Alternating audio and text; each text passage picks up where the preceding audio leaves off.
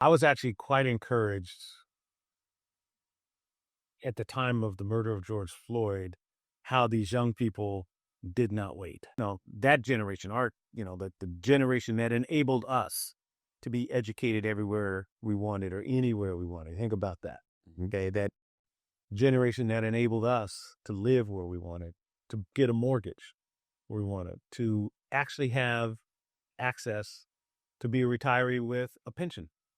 That generation put their bodies out there in the line. It was their blood, sweat, and tears. Yeah. Literally. Yep. Their physical self. And now we see generations. I was Google, they may text or comment or whatever. I was actually quite encouraged at the time of the murder of George Floyd, how these young people did not wait. And people our generation actually sat and observed. These young people, because I saw my kids. Right. Oh, no, no. And they got up, and it was COVID. They got up and got out the house and put on their mask and said, this cannot stand. And I was like, wow, okay. Our generation, I think, had lost some of that,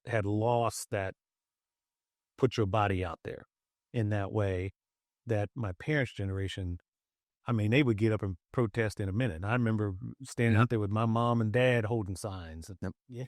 I was on the picket line with my mother, who was a teacher. Yeah. But I was on the picket line with her at 5. Right.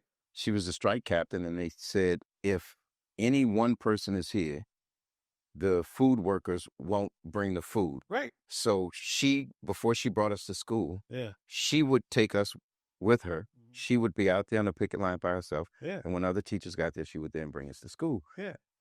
And that's the hard work.